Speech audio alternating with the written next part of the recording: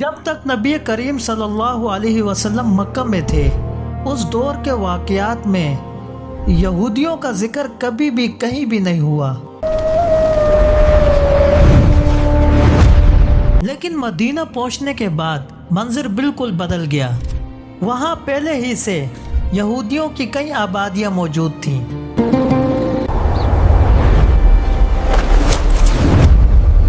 اب سوال یہ ہے کہ آخر یہ یہودی یہاں پہنچے کیسے؟ کیا وہ صرف تجارت کی خاطر مدینہ آئے تھے یا اس کے پیچھے کوئی اور مقصد تھا؟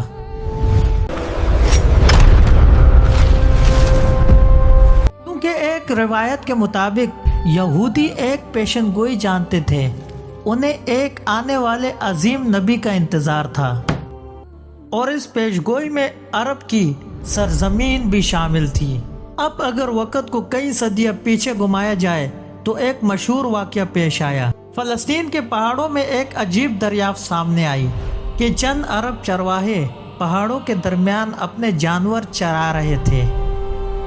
اسی دوران ان کی نظر ایک چھپے ہوئے غار پر پڑی۔ تجسس نے انہیں غار کے اندر جانے پر مجبور کر دیا۔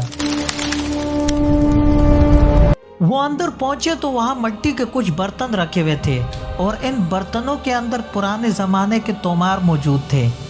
چرواہوں کو اندازہ نہیں تھا کہ ان کے ہاتھ لگا کیا ہے۔ وہ انہیں عام پرانی چیزیں سمجھ کر بازار لے گئے اور معمولی قیمت کے عوض یہ تومار فروخت کر دیے۔ اب اصل کہانی یہاں سے شروع ہونے والی تھی۔ یہ قدیم تحریریں آخر کار ایک امریکی محقق تک پہنچی۔ محقق جان ڈریول نے ان دستاویزات کو غور سے دیکھا۔ تحریر کا انداز دیکھ کر وہ حیرت میں پڑ گیا، کیونکہ یہ عام زمانے کی کسی تحریر جیسی نہیں تھی، بلکہ اس میں قدیم عبرانی تحریر کے آثار نمایاں تھے۔ پھر ان توماروں کا موازنہ قدیم یہودی متون سے کیا گیا۔ حیرت کی بات یہ تھی ان دونوں تحریروں میں کئی مماثلتیں سامنے آئی۔ اس کے بعد کاغذ کی عمر جانچنے کا مرحلہ شروع ہوا۔ کاربن ڈیٹنگ نے اس دریافت کو مزید حیران کن بنا دیا۔ اندازہ ہوا یہ کاغذ 2000 سال سے بھی پرانا ہے، یعنی یہ تحریریں عیسیٰ علیہ السلام سے بھی پہلے کی تھیں۔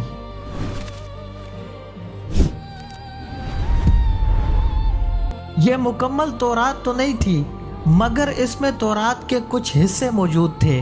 ان میں قدیم انبیاء علیہ السلام کی تحریریں شامل تھیں۔ انہی میں ایک عظیم نام پیغمبر آئزیہ کا بھی تھا، جسے یہودی اور عیسائی دونوں سچا نبی مانتے ہیں۔ اس میں پیغمبر آئزیہ کی پیشن گوئی کا ایک عجیب اشارہ ملتا ہے۔ اس میں پہلے ایک ایسے بادشاہ کا ذکر آتا ہے جو ظالم تھا، جو یہودی قوم پر بہت زیادہ ظلم کیا کرتا تھا۔ اس کے بعد ایک نجات دہندہ شخص کی خبر دی گئی کہ وہ طاقتور حاکم کا زور توڑ دے گا اور بنی اسرائیل کو دوبارہ ان کے علاقوں میں بسائے گا۔ دلچسپ بات یہ تھی، یہ واقعہ بعد میں پیش آیا۔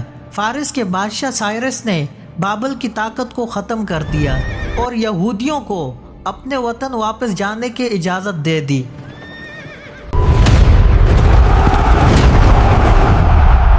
بعض جدید اہل علم سائرس کو ذوالقرنین سے بھی جوڑتے ہیں۔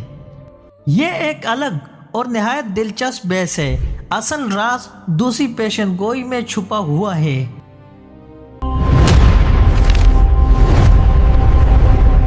ان میں ایک ایسے شخص کا ذکر آتا ہے جو انصاف قائم کرے گا۔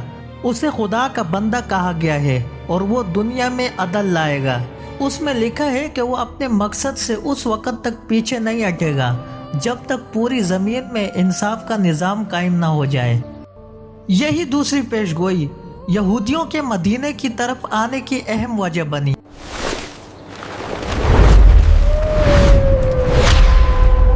اس پیشن گوئی میں ایک ایسے شخص کا ذکر کیا گیا ہے جو دنیا میں انصاف قائم کرے گا۔ الفاظ کا مفہوم کچھ یوں بیان کیا گیا ہے: دیکھو میرا بندہ جسے میں قائم رکھتا ہوں، میں اپنی روح اس میں ڈالوں گا اور وہ دنیا میں انصاف کرے گا، اور وہ اس وقت تک اپنے مقصد سے پیچھے نہیں ہٹے گا جب تک دنیا میں انصاف نہ ہو جائے۔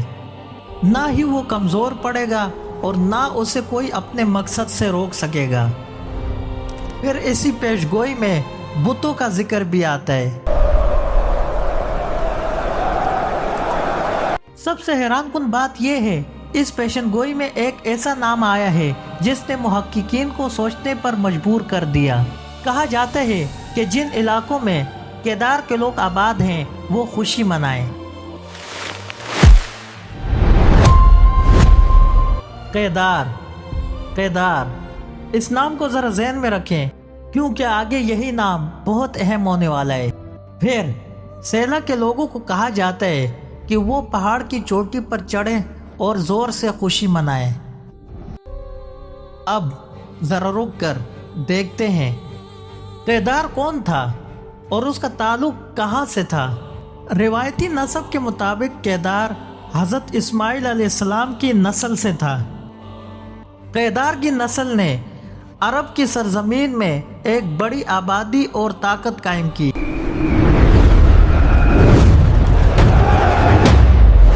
رسول اللہ صلی اللہ علیہ وسلم کا نسب بھی حضرت اسماعیل علیہ السلام کی نسل سے جا ملتا ہے۔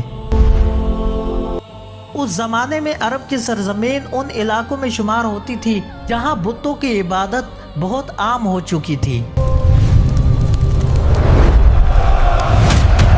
یہ دعویٰ ثابت ہوتا ہے کہ آنے والے نبی کے عرب میں ظاہر ہونے کا اشارہ اس پیشن گوئی میں موجود تھا۔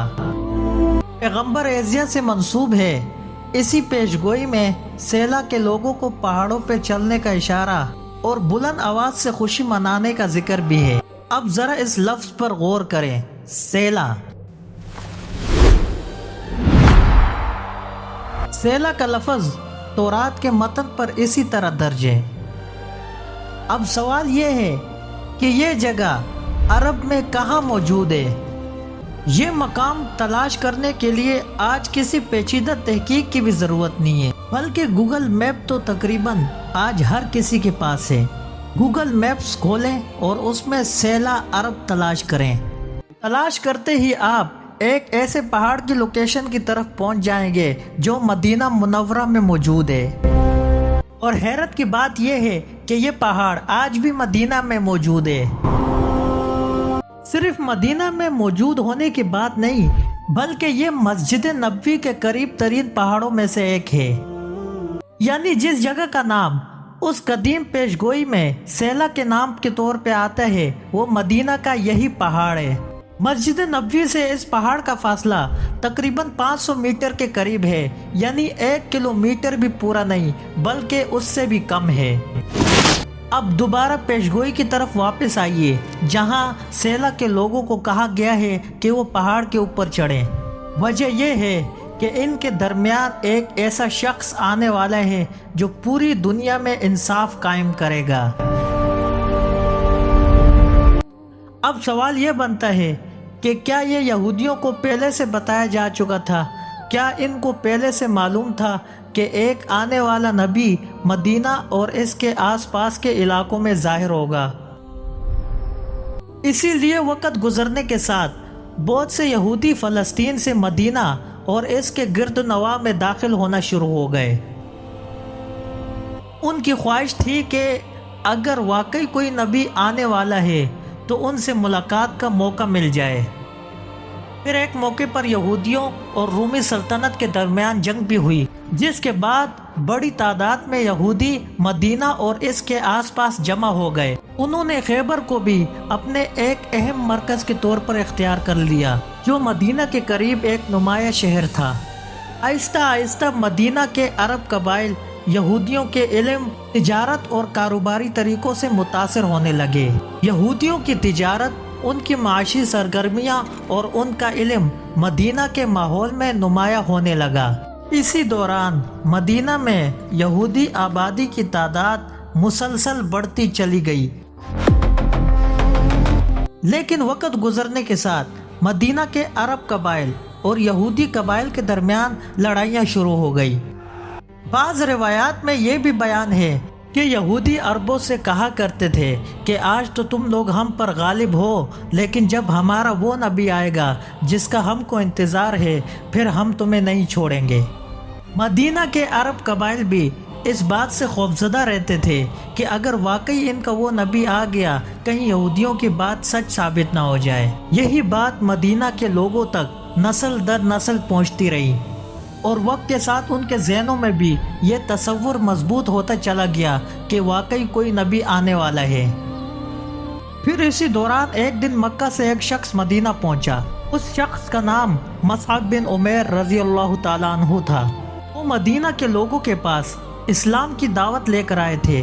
انہوں نے انہیں بتایا کہ مکہ میں ایک عرب نبی تشریف لائے ہیں اور یہ بھی بتایا کہ مکہ کے لوگ ابھی ان کی دعوت کو قبول نہیں کر رہے۔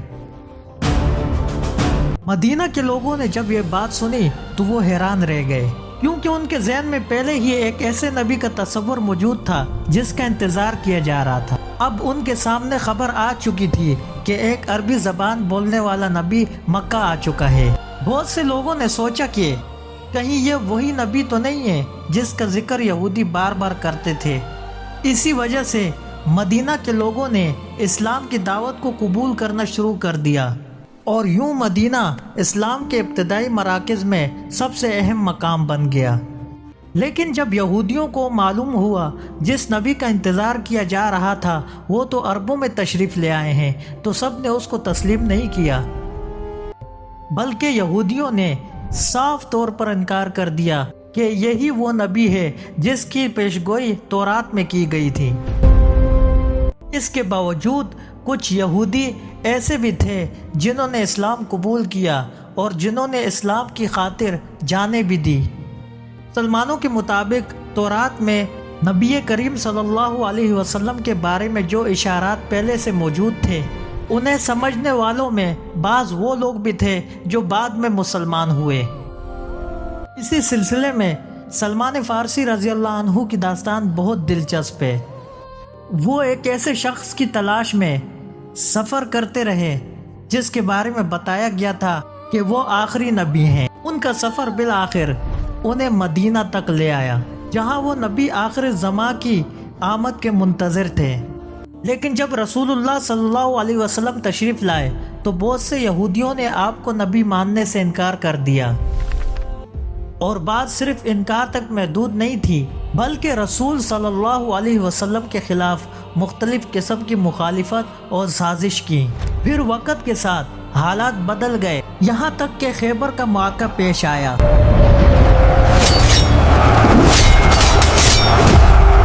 خیبر کی جنگ کے بعد عرب میں یہودیوں کو ایک شدید جھٹکا لگا اور پھر عرب کی سیاسی صورتحال میں ایک بہت بڑی تبدیلی ہوئی۔